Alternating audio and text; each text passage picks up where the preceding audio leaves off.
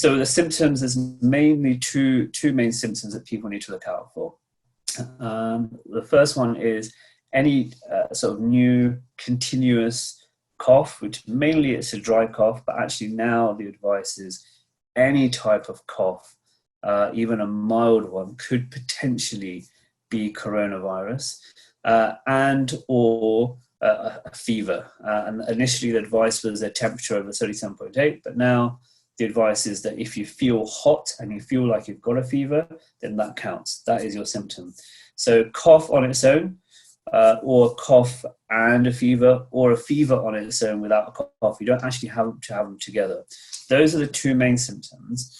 The research done in China early on, this was done on sort of 50-odd thousand patients, shows there's a wide variety of symptoms, with fever being one of the most significant ones, a dry cough, fatigue, you can get some sputum production, people feeling short of breath, and then you've also got things like the joint pain, sore throat, headaches, chills, etc.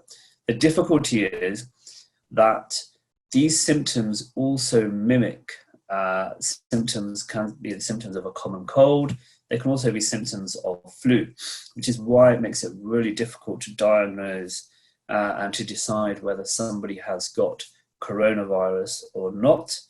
The problem is we cannot test absolutely everybody when they get these types of symptoms. Therefore, the advice is if you get these types of symptoms, it doesn't matter whether you've had any travel, whether you've come across anybody with coronavirus, you need to assume that you have got it, and then you need to follow the advice on isolation, which we'll go into later. And I'm more than happy to share these slides, by the way, later on if people want these. The other problem with coronavirus, the other difficulty with it, there's two. One is that you can have you be carrying the coronavirus and not have any symptoms. And the problem with that is that because you're not symptomatic, you could potentially be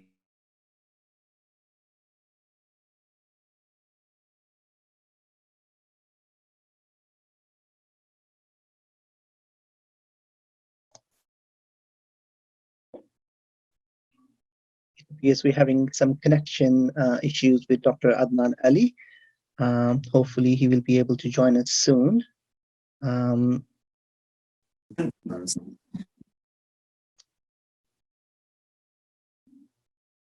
There's a wide range and at times different symptoms can present. So typically, obviously, people present with either the fever or cough and the kind of fatigue, and that tends to be in the first kind of 7 days or so. And a lot of people have just a mild illness, and by the end of the 7 days, they tend to be getting better from their fever. Their cough might go on for a few weeks, but the fatigue and shortness of breath, that tends to settle down. There's a certain proportion of people, unfortunately, who then, after about day 7, tend to get this reaction almost occurring, where they then can have further deterioration, further shortness of breath, and that can then lead to this acute respiratory distress, which can then require, once they're in hospital, further intensive management. And that tends to be the picture. So for somebody being diagnosed, it's not that you've got coronavirus today and within a few days somebody will be really unwell and potentially in hospital. There can be quite a time lag between developing some mild symptoms, this kind of waxing and waning of feeling better. Some people actually tend to may even start feeling better by about day 6, 7, and then suddenly have this deterioration as well. So it's a really difficult disease for us medics to even to predict what's going to happen with certain people, which is why the advice on shielding and isolation then becomes really important. So that, just to summarize, you've got the time period when you could be carrying the virus and spreading it around, but also the time period when you've got the virus and you could then potentially have some further deterioration later on.